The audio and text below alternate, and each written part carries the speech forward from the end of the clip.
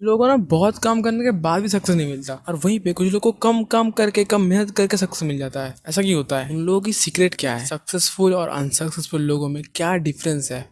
दोनों का ambition same होता है, दोनों का गोल सेम होता है लाइफ में, दोनों ही ड्रीम देख रहा है कि मैं एक दिन बड़ा आदमी बनूंगा।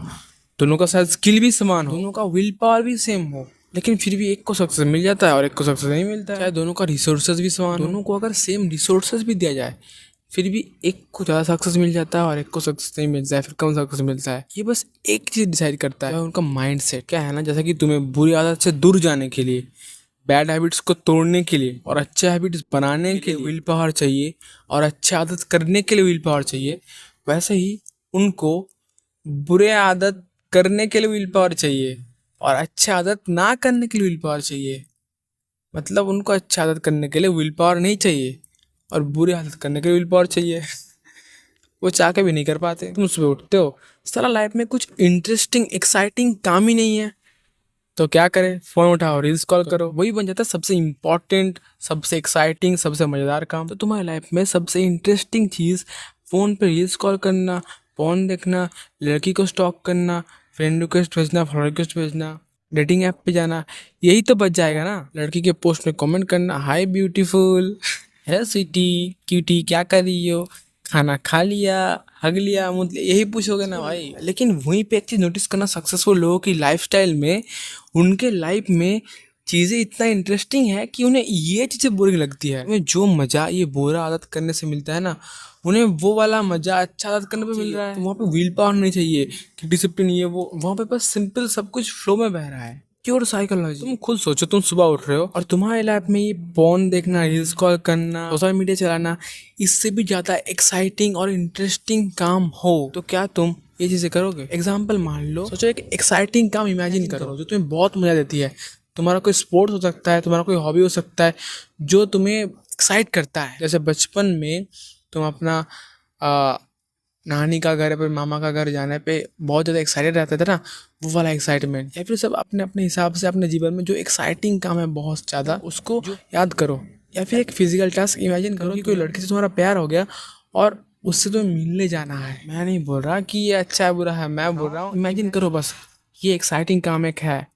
तो क्या तुम सुबह उठ के ये सब चीज़ों पे टाइम वेस्ट करोगे? तो क्या तुम्हें सुबह उठ के रील्स कॉल करने का मन करेगा? ये चीज़ें हम तभी करते हैं जब हम बोर होते हैं। तो रूट कॉज है, प्रॉब्लम का रूट कॉज है बोरिंग। मैं बोर नहीं हूँ। साल के शुरुआत में तुमने प्लानिंग बनाया था, याद है? ये साल में तो मैं बॉडी बना के रहूँगा, इस साल में तो मैं पैसा कमा के रहूँगा, इस साल में तो मैं अपना एग्ज़ाम क्लियर करके रहूँगा, 90% लाऊंगा इस साल में, ये साल में तो मैं पैसा कमा के रहूँगा, जॉब पा के रहूँगा, मैं बिजनेस चालू करके रहूँगा, मैं सक्सेसफुल बन के रहूँगा, ये साल में तो मैं ये कर दूंगा, वो कर दूंगा। क्या हुआ? तुम साल के पहले गोल्स लिखते हो, लेकिन एक महीना बाद तुम्हारा सारा मोटिवेशन खत्म, तुम वैसा का वैसा रह जाते हो और गोल पूरा नहीं कर पाते। तुमने टू डू लिस्ट भी ट्राई किया, लेकिन वो भी तुम्हारा पूरा नहीं होता। एक टास्क करते हो, फिर कॉल में भी हो जाता है। जो मेन प्रायोरिटी वाला काम होता है उसको तुम प्रोक्रास्टिनेट करते हो, उसको तुम अवॉइड करते हो जब तक ना डेडलाइन आ जाए। और जब डेडलाइन आ जाता है, जैसे तैसे रट्टा मार के पढ़ाई कंप्लीट करते हो, असाइनमेंट होमवर्क सबमिट करते हो, या फिर जॉब में इंटरव्यू देते हो। बस नाम का है वो चीज़ें। मतलब कोई बंदा अगर 10th पास किया है, 12th पास किया है, तो हम क्या सोचेंगे, इसको 10th के सिलेबस में जो जो पढ़ाया गया हो वो चीज़ें इसको आता है, ये उसके लिए क्वालिफाइड है। लेकिन क्या वो क्वालिफाइड है? वो तो बस क्या क्या इंपॉर्टेंट क्वेश्चन आया है पिछले साल, उसको रट्टा मार के और नोट्स बना के लेके गया, एग्जाम में इधर उधर देख के जैसे तैसे लिख दिया, और अगले दिन उसे कुछ याद नहीं, वो सब कुछ भूल गया। तो पढ़ाई का जो मेन मोटिव है कि उसको सीखना, वो क्या हो रही है? नहीं। इससे ये कोट याद आ रहा है, the magic you are finding it's in the task which you are avoiding. तो तुम्हारे पास पोटेंशियल बहुत ज्यादा है, लेकिन तुम एक्शन नहीं ले पा रहे हो। तुम अगर पैसा कमा रहे हो तो सेव नहीं कर पा रहे हो। तुम्हारा रिलेशनशिप एक दिन फिक्स होता है, दूसरे दिन फिर से झगड़ा होता है। तुम्हारे पास में बहुत सारा फेलियर है, कोई तुम्हें अप्रिशिएट नहीं करता, you don't feel worthy, so you lack confidence also. किसी दिन फिर तुम्हारे अंदर डेविड गॉगिंस का आत्मा चढ़ जाता है, तुम बोलते हो कि कल से तो मैं बहुत डिसिप्लिन हो जाऊंगा, कल से तो मैं ये कर दूंगा वो कर दूंगा। तुम 2-3 दिन करते हो, फिर जैसे के तैसे हो जाते हो। हमारे लाइफ में एक प्रॉब्लम खत्म होती है, दूसरा प्रॉब्लम स्टार्ट हो जाती है। कि तुम प्रॉब्लम की कॉज को जड़ से नहीं उखाड़े, तो एक पेड़ की तुम अगर एक ब्रांच को काटोगे तो उसका तो बाकी ब्रांच तो उगेगा ही ना, बाकी ब्रांच को तुम थोड़ी रोक पाओगे। तुम वर्कआउट करना, डिसिप्लिन होना, मेडिटेशन करना, जर्नल करना, अपना जो काम करना, टू डू लिस्ट बनाना, सब कुछ तुमने स्टार्ट कर दिया। तुम 2-3 दिन करते हो, लेकिन फिर से एक सप्ताह या फिर 2-3 दिन बाद तुम्हारा सारा मोटिवेशन गायब और तुम फिर से पुराने जैसा हो जाते हो। या फिर तुम्हारे जो अपना घर के लोग हैं, रिश्तेदार, दोस्त वगैरह, उनसे अगर तुम गुस्से पे कुछ बोल दिए, चिल्ला दिए, बोल दे, फिर तुम्हें बहुत बड़ा रिग्रेट हुआ कि मुझे ऐसा नहीं बोलना चाहिए था। और फिर तुम 3-4 दिन, 5-6 दिन, 1 महीना तक अच्छे बिहेवियर रखते हो, नहीं बोलते हो, लेकिन तुम फिर से जैसे कि तैसे एक दिन वही गलती कर लेते हो। मतलब भाई ये हो क्या रहा है तेरे साथ?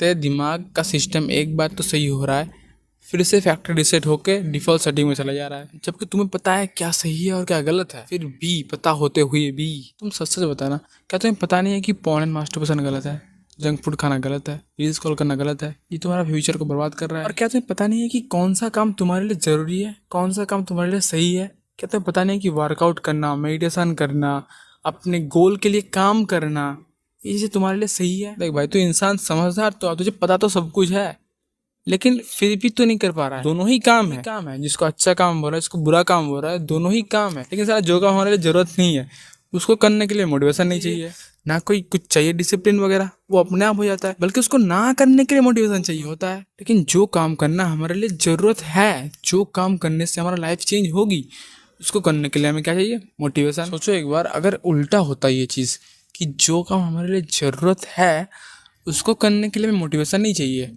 और जो काम हमारे लिए ज़रूरत नहीं है उसको करने के लिए हमें मोटिवेशन चाहिए होगा। बस अगर ये चीज़ हो जाए तो हमारा ज़िंदगी कितना आसान हो जाएगी। यही डिफरेंस होता है एक सक्सेसफुल इंसान और एक अनसक्सेसफुल इंसान की माइंडसेट में। एक सक्सेसफुल इंसान और तुम में ज़्यादा फर्क नहीं है, बस दोनों का माइंडसेट का डिफरेंस है। ये जो ब्रेन है ना, इसका डिफॉल्ट सेटिंग में प्रॉब्लम है। एक बार देखो, तुम्हारे लिए जो काम जरूरी है अगर तुम वो करते तो तुम्हारा जिंदगी कितना बदल जाती। वो काम हमें क्यों करना चाहिए? एक वाई तो होना चाहिए ना। एक वाई ये है कि तुम इतने दिन से रील्स कॉल कर रहे हो, तुम्हें कितना रील याद है? तुम इतने दिन से पी देख रहे हो, तुम्हें कितना याद है? कोई भी बैड हैबिट्स हो, क्या तुम्हें याद है? कुछ याद नहीं है, क्योंकि तुम उसके लिए प्राउड फील नहीं करते। लेकिन याद करो तुम्हारा कोई अचीवमेंट, जो तुम अच्छा काम, जरूरी काम को करके किए थे। शायद वो तुम्हारा फर्स्ट सिक्स पैक हो सकता है, शायद वो तुम्हारा फर्स्ट बॉडी बनाना हो सकता है, शायद वो तुम्हारा फर्स्ट जॉब या फिर कोई एग्जाम क्लियर करना, या फिर कोई भी अचीवमेंट हो सकता है। तुम्हारा फर्स्ट वो अचीवमेंट या फिर कोई भी अचीवमेंट जो तुम मेहनत करके किए, वो तुम्हें अभी भी याद है, क्योंकि उसके लिए तुम प्राउड फील करते हो। वो तुम्हारा सेल्फ कॉन्फिडेंस को बढ़ाता है। तुम जितना वो काम करते हो, तुम उतना देर से वो रिजल्ट मिलता है और तुम्हारा सेल्फ कॉन्फिडेंस उतना ही बढ़ता है। ये डिलेड ग्रेटिफिकेशन वाला चीज़ है, वो उसकी बात कर रहा हूँ। मान लो मैं ये वीडियो बना रहा हूँ, 1-2 महीने बाद, 1 साल बाद मेरा 1 मिलियन सब्सक्राइबर हो जाएगा, तो वो सब्सक्राइबर को हिट करना मुझे याद रहेगा। लेकिन इसकी जगह मैं अगर पूरे दिन यूट्यूब पे कंज्यूम करता रहूँ, वीडियो देखता रहूँ, रील्स स्क्रॉल करता रहूँ, तो 1 महीने बाद, 1 साल बाद मुझे उसके बारे में कुछ याद नहीं रहेगा कि मैंने क्या देखा है, क्योंकि मैं इस काम के लिए प्राउड फील नहीं करने वाला हूँ। जो काम से इंस्टेंट रिजल्ट मिल जाता है बिना मेहनत के, उस काम के लिए हम प्राउड फील नहीं करते। वो ना याद रहता क्योंकि वो अचीवमेंट नहीं है, तो वो जिंदगी को उतना मीनिंगफुल, उतना सक्सेसफुल नहीं बनाता है। इसलिए हमेशा हमें जरूरी काम चुनना चाहिए। तुम्हें एक वाई मिल गया कि किस लिए करना चाहिए, एक क्लियर वाई होना चाहिए, ठीक है? क्योंकि ये अचीवमेंट्स कॉम्पाउंडिंग में तुम्हारा कॉन्फिडेंस, सेल्फ वर्थ, सब कुछ को बढ़ाता है। कॉम्पाउंडिंग में तुम्हारा लाइफ की प्रॉब्लम को खत्म करता है। और इंस्टेंट ग्रेटिफिकेशन कॉम्पाउंडिंग में तुम्हारा सेल्फ वर्थ, सेल्फ कॉन्फिडेंस, सब कुछ की धज्जियां उड़ाता है। सब कुछ कॉम्पाउंडिंग में नीचे लेके जाता है। फिर तुम्हें खुद पे ही डाउट आएगा। तुम कहीं बाहर जाओगे, वहां पे सब लोग मिलेगा अचीवमेंट करने वाले, और तुम्हारा अचीवमेंट कम होगा, तो तुम्हें खुद पे ही सेल्फ डाउट आएगा। खुद ही छोटा महसूस करोगे खुद के बारे में, बाकी सबको बड़ा मानोगे। सोचो कितना घटिया फीलिंग है। मतलब खुद पे डाउट आएगा ना कि मैं खुद को ही कंट्रोल नहीं कर पा रहा हूँ। और एक बार अगर सेल्फ डाउट आ गया तो तुम अपना मैक्सिमम पोटेंशियल तक अचीव ही नहीं कर पाओगे। तो तुम्हारा main pain point, main problem है कि तुम्हारे पास पोटेंशियल बहुत है, तुम्हें भी पता है, लेकिन तुम एक्शन नहीं ले पा रहे हो कॉन्सिस्टेंटली, और ना तुम्हारा कोई ग्रोथ दिख रही है। इसलिए तुम्हें खुद पे डाउट आता है कि मैं कर पाऊंगा या फिर नहीं। और उसके बाद में तुम ओवर थिंकिंग करते हो, और फिर तुम प्रोक्रास्टिनेशन करते हो अपने काम को, अपने गोल को। क्योंकि पीछे जो ये फेलियर के बैगेज है, तुमने जो मान लिया है कि तुम एक फेलियर हो, उसके वजह से तुम सही एक्शन नहीं ले पाते हो। और सही एक्शन नहीं ले पाते हो, तुम क्या करते हो? बस कंज्यूम करते हो कंटेंट और प्रोक्रास्टिनेट करते हो। फिर ना कोई गोल अचीवमेंट होता है, ना लाइफ में किसी एप्रिसिएशन मिलती है, तो हम वर्दी नहीं फील करते, तो हमारा खुद के बारे में कॉन्फिडेंस एकदम गिर जाता है। और लाइफ के उस स्टेज पे हम खुद को सबसे छोटा समझते हैं और खुद से ऊपर सबको समझते हैं। अब फिर तुम यूट्यूब पे जाके सर्च करते हो कि मैं कॉन्फिडेंस कैसे बढ़ाओ, और 5 टिप्स एंड ट्रिक्स में बता देता है वो लोग, लेकिन फिर भी सॉल्व नहीं होता प्रॉब्लम, क्योंकि प्रॉब्लम बहुत डीप लेवल पे है तो उसका डीप रूट कॉज से उसको पकड़ के उखाड़ना है। तो हम क्या करेंगे, हम रूट कॉज पे जाएंगे और उसको साइकोलॉजी और न्यूरो साइंस से समझ के उसको जड़ से उखाड़ेंगे। तुम जितना अपना बायोलॉजी से पंगा लोगे, अपना बायोलॉजी के अगेंस्ट जाओगे, तो तुम्हें छोटा से छोटा काम करने पे भी ज्यादा मेहनत लगेगा, ज्यादा एनर्जी लगेगा। तो तुम बड़ा काम करोगे कैसे? सोचो तुम एक मछली हो, तुम अगर पानी में ज्यादा देर तक सर्वाइव करना चाहते हो तो तुम्हें फ्लो के साथ बहना होगा, क्योंकि फ्लो के अगेंस्ट तुम अगर जा रहे हो, तुम्हें थोड़ा देर जाने पे ही तुम्हारा सारा एनर्जी खत्म हो जाएगा। लेकिन तुम अगर फ्लो के साथ बह रहे हो तो एनर्जी बच रही है और तुम ज्यादा दूर तक जा पा रहे हो। फ्लो के अगेंस्ट जाओगे कोई रिजल्ट नहीं मिलेगा, फ्लो के साथ जाओगे रिजल्ट मिल जाएगा, कम मेहनत पे कम एनर्जी लूज करके तो तुम ज्यादा चीजें अचीव कर पाओगे। तो तुम्हें ये फालतू मोटिवेशन और विल पावर की लूप से बाहर आके जरा अपना ब्रेन को रिप्रोग्राम करना है, अपना रेप्टिलियन और मैमेलियन ब्रेन को रिप्रोग्राम करना है। रेप्टिलियन ब्रेन और मैमेलियन ब्रेन क्या होता है उसके बारे में मैंने ऑलरेडी वीडियो बना चुका हूँ, तो आई एज्यूम तुम ऑलरेडी देख चुके हो तो तुम अच्छे समझोगे, या फिर देख के आना, तुम्हें आई बटन पर लिंक मिल जाएगा। तो जैसे पानी के फ्लो के साथ चलने से ज़्यादा दूर तक तुम जा पाओगे और तुम्हें ज़्यादा रिजल्ट, ज़्यादा अचीवमेंट मिलेगा, वैसे ही तुम्हारा रेप्टिलियन ब्रेन और मैमेलियन ब्रेन तुम्हारा अगर नियोकॉर्टेक्स के साथ अलाइन हो जाए, तीनों फ्लो में आ जाए, तो सक्सेस ईजी हो जाती है। तो वो फ्लो बनता है, तभी तुम ज़्यादा अचीव कर पाओगे। और अगर रेप्टिलियन और मैमेलियन ब्रेन जो तुम्हारा ब्रेन का 90% पार्ट है, वो अगर कुछ अलग चाहता है और नियोकॉर्टेक्स कुछ अलग चाहता है, तो वहाँ पे फ्रिक्शन होगी, वहाँ पे फ्लो नहीं होगी। तो वहाँ पे बहुत ज़्यादा मोटिवेशन, विल पावर, ये सब चीज़ें लगती है तुम्हें, और तुम फिर भी ज़्यादा कुछ अचीव नहीं कर पाते हो। ज़्यादा देर तक तुम कॉन्सिस्टेंटली काम भी नहीं कर पाते हो। अगर सबके ऐसे घिसी पीटी हार्ड वर्क वाली, बहुत ज़्यादा लड़ाई वाली, बहुत ज़्यादा स्ट्रेस चिंता वाली लाइफ नहीं चाहिए तुम्हें। अगर एक ऐसा लाइफ चाहिए जहाँ पे तुम लाइफ के हर एरिया में एक्स्ट्राऑर्डिनरी बनते हो, अपना बेस्ट वर्जन बनते हो, तुम्हारे पास एक पैशन ड्रिवन कैरियर हो, एक हेल्दी रिलेशनशिप हो, पीसफुल रिलेशनशिप हो, एक पीसफुल माइंड हो, एक अट्रैक्टिव पर्सनालिटी हो, उसके लिए तुम्हें अपना पैटर्न चेंज करना होगा, तुम्हारा ब्रेन का सेटिंग चेंज करना होगा। तुम्हारा जो ओल्ड पैटर्न बन चुका है, जो पैटर्न का आउटकम है ये वाला लाइफ जो तुम जी रहे हो, वो पैटर्न छोड़ के, वो पैटर्न बदल के तो वो वाला पैटर्न चूज करना होगा जो पैटर्न का आउटकम होगा अच्छी लाइफ। तो तुम्हारा फोकस अच्छी लाइफ पे नहीं बल्कि पैटर्न पे होना चाहिए। और इस प्रोग्रामिंग का 3 स्टेप है, इसको याद रखने के लिए तुम RBR मेथड बोल के याद रख सकते हो। जैसे कि RBR में R मतलब रिकॉग्नाइज, पहले पहचानना, तुम्हें अपना नेगेटिव चाइल्डहुड पैटर्न्स को पहचानना है सबसे पहले। उसके बाद B फॉर ब्रेक, तुम्हें उसको ब्रेक करना है, and R for revealed new patterns. तो हम जब से पैदा हुए हैं ना, मतलब चाइल्डहुड से अब तक हमारा जो आज तक का मेमोरी है, वो मेमोरी हमारा सबकॉन्शियस और अनकॉन्शियस माइंड पे स्टोर होती है। जो चीज़ें हमारा कॉन्शियस माइंड को याद नहीं रहता है। पता ही होगा कि हमारा ब्रेन कितना पावरफुल है, और हमारा इस पावरफुल ब्रेन का 90% हिस्सा सबकॉन्शियस और अनकॉन्शियस माइंड से बिल्ड होता है। अनकॉन्शियस मतलब रेप्टिलियन ब्रेन और सबकॉन्शियस मतलब मैमेलियन ब्रेन। और 10% हिस्सा जो बच्चा होता है, घर का छोटा बच्चा जो नया पैदा हुआ है, ये होता है नियोकॉर्टेक्स, कॉन्शियस ब्रेन। तो सबकॉन्शियस और अनकॉन्शियस ये दो है घर के बड़े, इनकी चलती है, क्योंकि इनका 90% हिस्सा है। ये हमारा सबकॉन्शियस और अनकॉन्शियस माइंड से ही ना सारा अर्ज वगैरह, वायलेंस वगैरह, गुस्सा वगैरह आता है, सारा इमोशन वगैरह आता है, क्योंकि ये जंगल में बना था और इसका मेन काम है सर्वाइव करना। और उसके बाद सेक्स और रिप्रोडक्शन, इसका मेन काम है ये चीज़ें। तो सर्वाइव करने के लिए जो भी चीज़ जरूरी है वो इसका प्राइमल अर्ज बन जाता है, चाहे वो गुस्सा करना हो, वायलेंस करना हो, नेगेटिव सोचना हो, पार्टनर ढूंढना हो, और भी जो चीज़ें हैं जो मैंने एवोल्यूशनरी साइकोलॉजी वाला वीडियो में एक्सप्लेन किया है, और भी जो वीडियो है रेप्टिलियन मैमेलियन ब्रेन के बारे में, उसमें मैंने सब कुछ डिटेल्स में बताया है, तो यहाँ पे नहीं बताऊंगा, दोबारा टाइम वेस्ट करके क्या फायदा। तो जैसे कि हमारा मेमोरीज बचपन से हमारे साथ जो जो घटना घटा है, जो हमारे पास मेमोरीज है, वो हमारा सबकॉन्शियस और अनकॉन्शियस माइंड पे स्टोर होती है। वो हमारा बचपन से अभी तक का कंडीशनिंग बन जाती है, और उसके हिसाब से हम लाइफ में आगे डिसीजन लेते हैं। बचपन में मान लो तुम्हें अगर खाना खिलाने के लिए बोला गया कि चुपचाप खाना खा ले वरना वहाँ पे भूत है तुझे खा लेगा आके, तो तुम बड़े होके बाहर अंधेरे में जाने से डरोगे। जब तक ना तुम्हें अंधेरे पे ले जाके तुम्हारा वो कोर बिलीव कि बाहर कोई भूत है जो मुझ पे अटैक करेगा, वो अगर तोड़ा ना जाए तो तुम्हें अंदर से डर लगेगा। तो तुम्हें जब तक प्रूफ के साथ तुम्हारा ये कोर बिलीव को ना तोड़ा जाए कि अंधेरे में कुछ नहीं है, कोई नुकसान नहीं होगा, ये जब तक ना तुम्हारा कोर बिलीव बन जाए तब तक तुम डरोगे। वैसे ही लाइफ के हर एरिया में तुम पहले तो भाई एक कॉपी और पेन लेके आ, पॉज कर वीडियो, जल्दी लेके आ, जल्दी लेके आ, मजाक नहीं कर रहा भाई, जल्दी लेके आ। हाँ, तो अपना हेल्थ के लिए, रिलेशनशिप के लिए और मनी के लिए जितना भी ऐसा बिलीव तूने बना रखी है जो तुझे वो चीजें अचीव करने से रोक रही है, जिस भूत पे तू बिलीव करता है, वो भूत को तुझे प्रूफ के साथ उस बिलीफ को तोड़ना है, वो भूत को तुझे गलत प्रूव करना है विथ प्रूफ, नया एक कोर बिलीफ बनाना है। और तुम्हारा स्टोरी, तुम्हारा पास्ट एक्सपीरियंस, तो पास्ट में जाके तुम चेंज नहीं कर सकते ना, वो चीज़ हो चुका है तो हो चुका है, वो चीज़ तुम बदल नहीं सकते, लेकिन उसके बारे में तुम अपना नज़रिया बदल सकते हो जरूर। क्योंकि एक नेगेटिव इंसिडेंट की वजह से, एक नेगेटिव इंसिडेंट के डर से लाइफ में बाकी सारे अपॉर्चुनिटीज़, बाकी सारी चीज़ें मिस करना बहुत ज़्यादा रिग्रेटफुल और बेवकूफ़ी है। तो खुद पे ये वर्क करना बहुत ज़्यादा अर्जेंट है। देखो, जैसा कि तुम एक जियोग्राफी का एरिया में जन्म हुआ है तुम्हारा, वैसे ही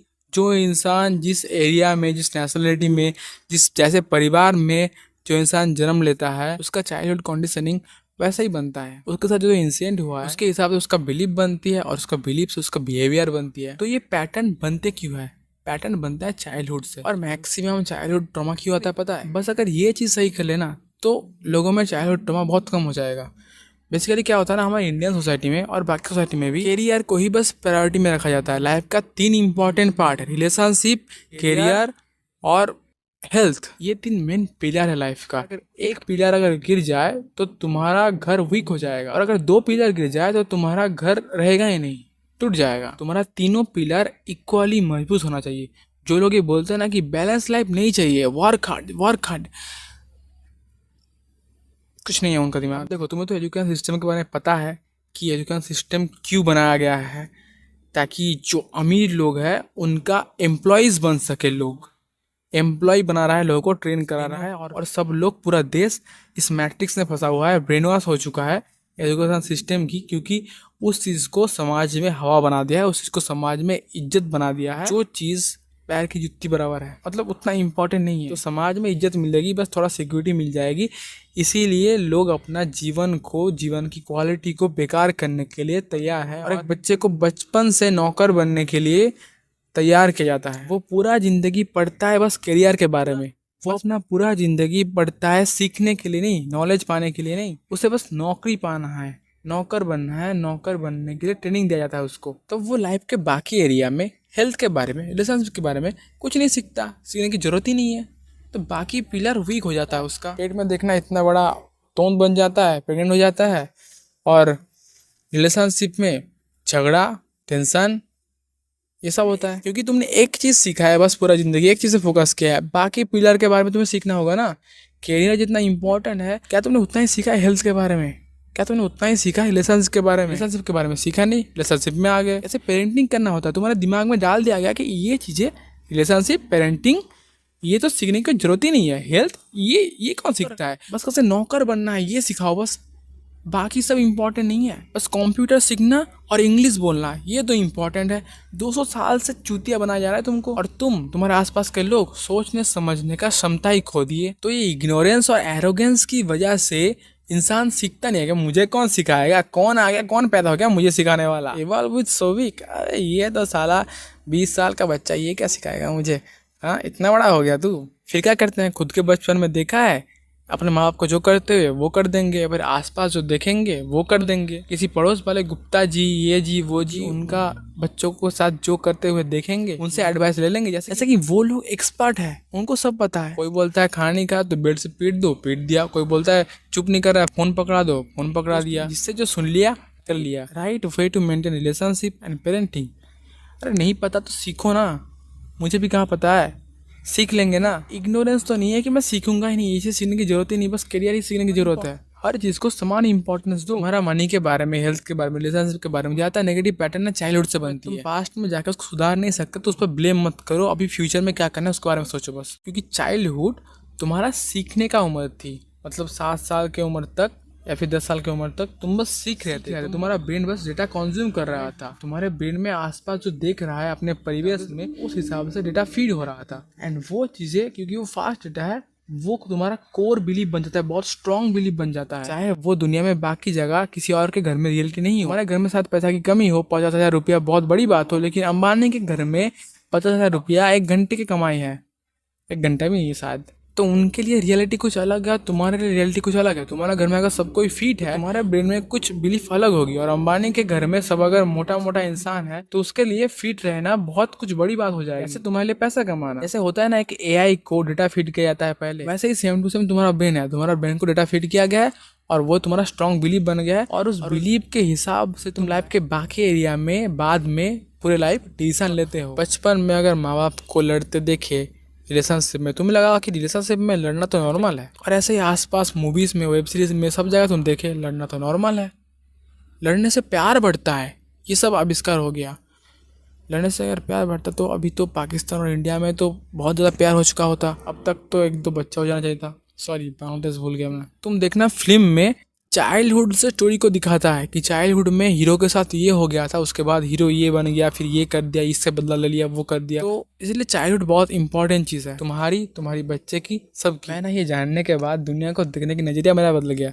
मैं सबको ऐसा देखने लगा कि सब लोग बच्चा है, जो भी बड़े बड़े लोग घूम रहे हैं वो सब लोग उनकी बच्चा वाला वर्सन मुझे दिख रहा है कि चाइल्डहुड में इस बच्चे के साथ ये हुआ था, इसीलिए ये अभी ऐसे एक्ट कर रहा है। मजा आने लगा भाई। मतलब तुम अगर लोगों की बिहेवियर्स के पीछे का रीजन समझ लेते हो तो तुम्हें हंसी आती है, तुम सीरियस नहीं लेते उनको, वो चीज़ें तुम्हें और बॉदर ही नहीं करती। जैसे कि कोई इंसान अगर हमेशा ओवरली चाइल्डिश बिहेव कर रहा है तो मे भी बचपन में अगर वो कोई इंटेलेक्चुअल बात किया होगा तो उसको ये बोल के चुप कर दिया गया होगा कि चुप कर, ऐसा फालतू की बात करने की जरूरत नहीं है, अगले बार से मत करना। तो वो सोचने लगा कि मुझे इंटेलिजेंट बात नहीं करना चाहिए, तो उसका चाइल्डिश बिहेवियर बन गया। और कोई अगर ओवरली मैच्योर है तो शायद उसका चाइल्डिश बिहेवियर उसको निगलेक्ट किया गया था, तो इसलिए वो हमेशा ओवरली गंभीर मैच्योर रहता है। दोनों चीज़ें हमारे अंदर होना चाहिए सिचुएशन के हिसाब से। ऐसा नहीं है कि हम ओवरली किसी तरफ चल जाए एक्सट्रीम में। कोई भी चीज़ें एक्सट्रीम में जब होता है ना, वो ट्रॉमा रिस्पॉन्स है। मतलब उनका फियर है कि मैं अगर चाइल्डिश एक्ट करूंगा तो मुझे ना जज किया जाएगा, तो मुझे ना डिसरिस्पेक्ट किया जाएगा, तो मेरा वैल्यू नहीं होगी, मेरा इज्जत नहीं होगी, इसलिए मैं चाइल्डिश एक्ट नहीं करूंगा, मैं हमेशा ओवरली मैच्योर रहूंगा। जबकि अंदर से मुझे बच्चा बनने की थोड़ी मन कर रहा है। और हमारा ये ट्रॉमा ना ट्रिगर से जिंदा हो जाता है फिर से। ट्रिगर दो तरह का होता है, एक कॉन्शियस ट्रिगर और एक अनकॉन्शियस ट्रिगर। कॉन्शियस ट्रिगर मतलब तुम्हें याद है, तुम्हें पता है कि ये ट्रिगर है। जैसे कि तुम्हारे एक्स का नाम है पूनम, ठीक है, ठीक है। तो तुम्हारे एक्स ने अगर तुम्हारे साथ चीट किया है तो तुम्हें लगता है कि पूनम नाम की सारी लड़कियां खराब होती है, तुम पूनम नाम की किसी और लड़की से रिलेशनशिप बना ही नहीं पाओगे। शायद वो लड़की अच्छी हो बट तुम नहीं बना पाओगे, तुम्हारे अंदर ये फियर आ गया। या फिर तुम्हें पूनम नाम से ही नफरत हो जाएगी। तुम्हारे सामने कोई अगर पूनम नाम लिया तो तुम गुस्सा हो जाओगे। नोट में एक बार आया था ना कि सोनम बेवफा, एक ट्रेंड बना था वही सारे सोनम को बेवफा घोषित कर दिया। दूसरा अनकॉन्शियस ट्रिगर जो तुम्हारे साथ बचपन में हुआ, लेकिन तुम्हें अभी वो चीजें याद नहीं है। अगर बचपन में मानो तुम्हारे घर में कोई मेहमान आए और उस दिन तुम्हारे घर में मैनेजमेंट सही नहीं, तुम्हारे पेरेंट्स में झगड़ा लग गया और फिर अचानक तुम चुपचाप बैठ के खा रहे हो, तुम पे झगड़ा का सारा ब्लेम डाल दिया गया। ये इतना रो रहा था, ये इतना डिस्टर्ब कर रहा था, इसके लिए मैं ठीक से कुकिंग नहीं कर पाई, इसको देखना तुम्हारी जिम्मेदारी है, मेरा जिम्मेदारी है, इसको क्या मैं अकेला पैदा किया है, मेरी गलती है। चीजें तुमने सुना होगा कि हमेशा उत्पाद मचाता है पूरा दिन घर पे, इसलिए सब्जी में नमक ज्यादा डल गया, इसलिए ध्यान नहीं था, इसलिए ये चीज नहीं हुआ। तो ब्लेम अगर तुम पे आ गया तो फिर तुम बड़े हो जाओगे। लेकिन तुम्हारे घर में अगर मेहमान आएगा तो तुम्हारा मूड ऑटोमेटिकली खराब हो जाएगा। तुम्हें शायद वो इंसिडेंट याद भी नहीं है। तुम अगर इस एज में इंसिडेंट को अगर देखोगे तो वो उतना सीरियस चीज़ नहीं था, लेकिन वो अनकॉन्शियस ट्रिगर है कि तुम्हारे घर में कोई अगर मेहमान आता है, कोई दूसरा मेहमान भी आता हो, तो तुम्हारा मूड ऑटोमेटिकली खराब हो जाता है। तुम उससे डर जाते हो, शर्मा जाते हो, छुप जाते हो, कोई ना कोई रीजन होगा इसके पीछे। तो यहाँ पे मेहमान है ट्रिगर। कभी कभी कोई इवेंट हमें याद नहीं रहती है, वो ट्रिगर हमारे अंदर वो इमोशन क्रिएट करता है, इसे बोलते हैं हम अनकॉन्शियस ट्रिगर। उस दिन शायद जो सब्जी बनी होगी ना, वो सब्जी को तुम अनकॉन्शियसली हेट करने लगो, क्योंकि ये सब्जी जिस दिन बना था उस दिन तुम्हारे घर में झगड़ा हुआ था, तो वो सब्जी बेचारा वो उस इवेंट का ट्रिगर बन जाता है। लेकिन तुम उस सब्जी को अनकॉन्शियसली खाना नहीं चाहते, उसको तुम हेट करते हो, क्योंकि उस सब्जी से कोई बुरा इवेंट, कोई बुरा मेमोरी जुड़ा हुआ है। मुझे याद है मैं बचपन में एक बार बादाम खा रहा था, एक बादाम जो वहाँ पे खराब था वो मेरे मुंह में आ गया, तो मुझे इतना बेकार टेस्ट आया ना, मैं उसके बाद से बड़ा होके बादाम खाना ही छोड़ दिया। मुझे पता भी नहीं, मेरा ये बिलीव बन चुका था कि बादाम खराब चीज़ है। फिर बड़ा होके जब देखा मैं कि इसमें प्रोटीन कंटेंट है, ये है, वो है, तब मैं ट्राई किया बादाम। मैं सोचा सही तो है, क्यों मैं बुरा फील कर रहा था। तो वो इवेंट शायद तुम्हें याद भी नहीं है, लेकिन कुछ चीज़ें उस इवेंट की फीलिंग को ट्रिगर कर देता है फिर से, और तुम वो बुरा इवेंट, बुरा फीलिंग को फिर से महसूस करना नहीं चाहते हो, इसीलिए तुम उस चीज़ से नफरत करते हो। मैंने मान लो एक बच्चा आसपास में पड़ोसी से किसी से सुन लिया, गाली देना सीख लिया, अब वो घर में गाली दे रहा है और उसका बाप माँ बोल रहा है कि कितना क्यूट है बच्चा, देखो देखो गाली दे रहा है इतने कम उम्र में। तो उसे लगा कि गाली देने में मुझे अप्रिसिएशन मिल रहा है, तो गाली देना अच्छी बात है, तो बड़ा होकर वो अपने पेरेंट्स को गाली देगा, समाज में गाली देगा।